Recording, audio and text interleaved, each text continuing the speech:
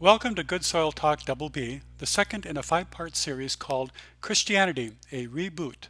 My name is Ron Rude. Besides, as humans, being a species that has existed for only a tiny fraction of time in God's ancient story of the universe, we are also quite minute and smallish compared to this vast place of God's. Here you see the Milky Way galaxy, our sun, which is a star, and its solar system of planets is just one out of about 200 billion other suns or stars or solar systems in this galaxy. These stars look like they're quite close together, don't they? Actually, they are not. For instance, the nearest star to us outside of our solar system, Proxima Centauri, is 4.2 light years away, or about 24 trillion miles. How far is 24 trillion miles? Well, if it takes about 7 months for our space rockets to travel to Mars, going the fastest we know how to go, at these speeds, to leave our solar system and travel the 24 trillion miles to the next solar system, Proxima Centauri, will take not 7 months, or even 7 years, or even 70 years, but more than 30,000 years, one way, to get to the nearest star to ours. Now, I'm all for astronomy and for space exploration and think it is so exciting. And maybe someday robots will get us out there a little ways.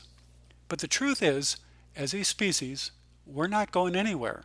This is the only planet we get. And to think that if we destroy this planet, we'll just go somewhere else is a perverse delusion. And then if we consider that the Milky Way is not the only galaxy out there, but there are maybe about 1 trillion others, yikes! The nearest galaxy to ours, Andromeda, is not 24 trillion miles away, but 24 trillion times 700 billion miles away.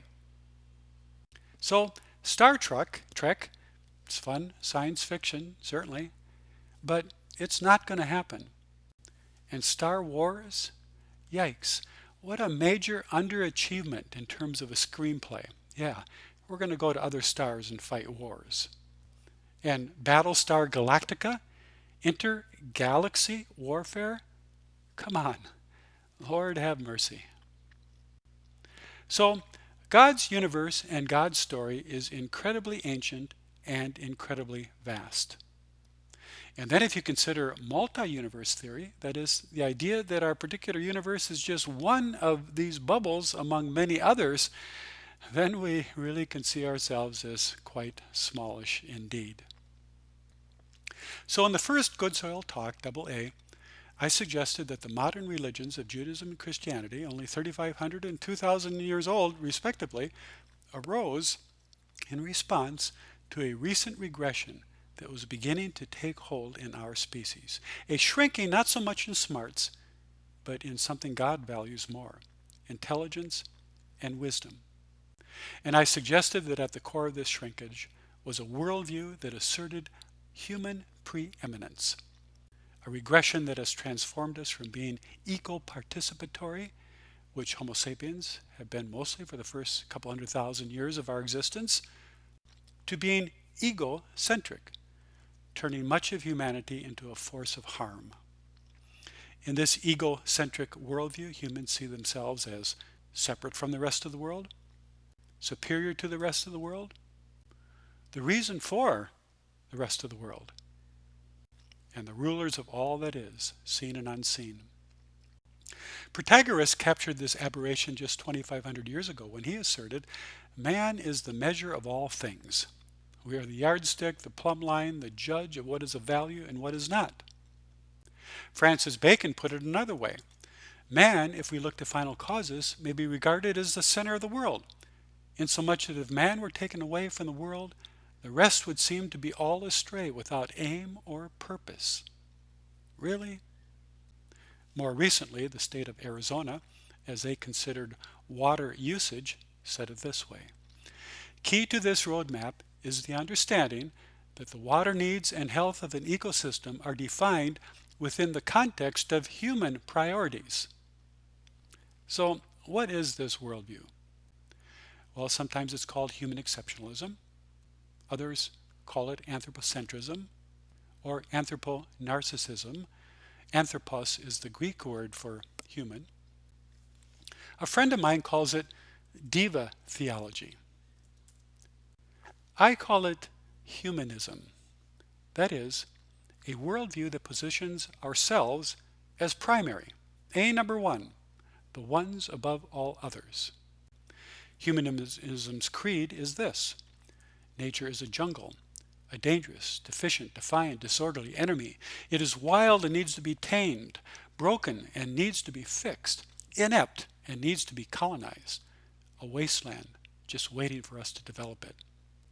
Further, the garden was made for us. We must conquer it. We must rule it. We must use it as desired and discard the rest as expendable. And we should not stop our quest to command land, sea, sky, weather, wildlife, bacteria, genes, Arctic ice caps, and every square inch of this biosphere until this holy mission is fulfilled and creation lies bleeding at our feet, until we have transformed both God and nature into our image. And so in this narrative, economics, which is the wise management of the whole household of life, the oikoi in Greek, regresses into humanism, the insatiable quest to get more and more stuff, much of it nonsense, and much of it wasteful and polluting for our species. And politics, which is the art and science of seeking the common good for all, regresses into humanism, warfare against opponents and those not in your faction or nation or gender. Even academia.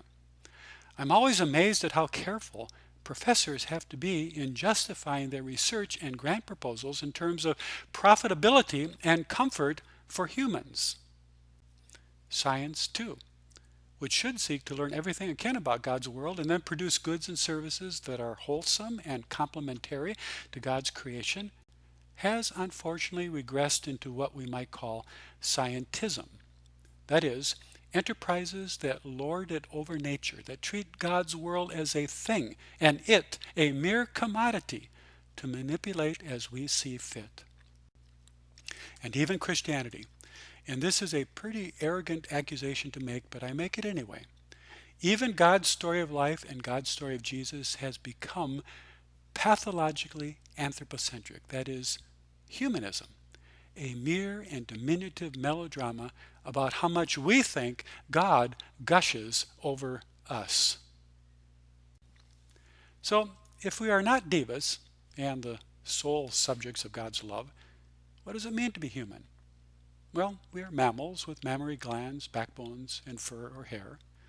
We are also primates, though this is a term we have affixed to ourselves and species similar to us because we tend to think of ourselves as primary, legends in our own minds, as they say. What does it mean to be human? Well, we're developed in some ways, but quite underdeveloped in many others. For example, we cannot fly, let alone backwards and upside down like a hummingbird, or live underwater. And we are clumsy on our feet compared to a mountain goat or mule. We have terrible hand-eye coordination compared to a squirrel, and in terms of speed, we are faster than a cow but slower than a cheetah. We cannot change color like some fish, tree toads, or chameleons, or store water like a desert tortoise or a cactus or Bactrian camel, which can go without water for up to 7 months. Humans will die without water within 4 or 5 days. We also underachieve in our eyesight and smelling capabilities. However, what we have is sufficient for being who we are, Homo sapiens. So what does the Bible say about our species? The earliest creation story in Genesis 2 shows the Adam being formed from the Adamah, the soil. Notice the similarity between these Hebrew words. We are made from the soil, the earth, the dirt. We are earthlings. We are dirtlings. Furthermore, our bodies, like all creatures, are made up of trillions and trillions of cells. However, by number, only about 20% of the cells that make up me are me. The other 80% are other organisms, bacteria, fungi, and other microbes. So here's a question. What does it mean to be me if only 20% of me is me? And really, I am a colony of organisms. I have no clue what these biblical stories were trying to convey when they said humans are made from the soil, but this rendering sure is similar to what evolutionary biologists are teaching us.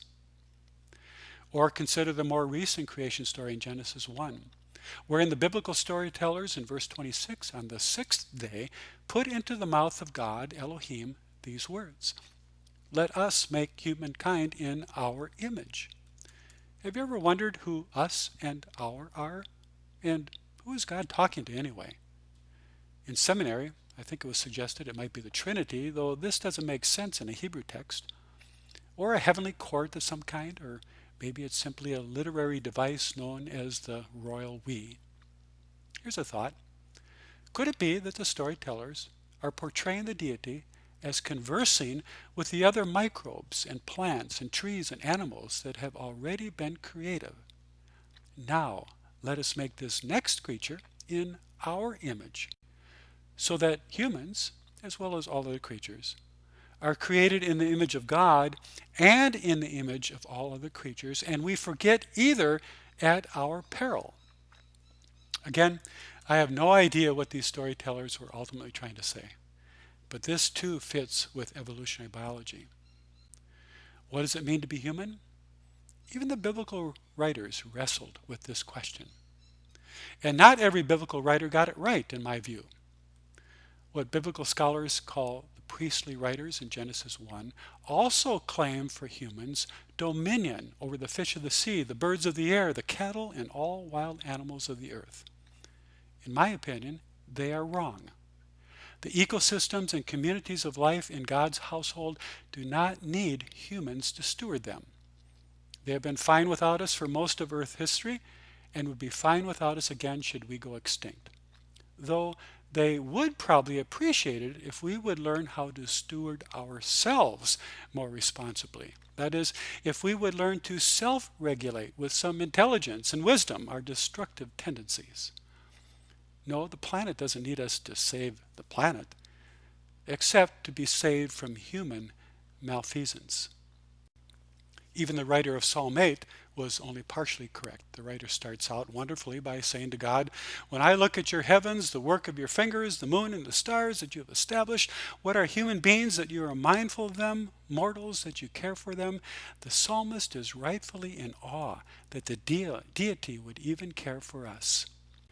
But then the writer takes a destructive turn and asserts, "You have made humans a little lower than God and crowned them with glory and honor." Really?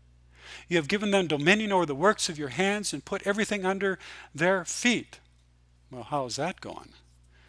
It is my view that these errors, which mistakenly made it into the Bible, have played a huge and tragic role in especially Western Christianity's regression into humanism, making Christian theology, in my view, also pathologically anthropocentric. Which is why we need to hear and marvel at God's voice embedded in both scriptures. God's primary scriptures, written in the manuscripts of nature, they remind us that humans have only been here a tiny fraction of time, and we are just one of 20 million species that have been invited into the Creator's household to be responsible housemates. Dominion thinking, in all of its forms, is a worldview that needs to be set aside. In this Good Soil Talk Double B, I've tried to dethrone humanity. That's right, dethrone humanity and put us in our place. I've also charged that Christianity, including my own version, Lutheran Christianity, has mistakenly devolved into humanism. In the next Good Soil Talk, Double C, I want to explore how God is responding.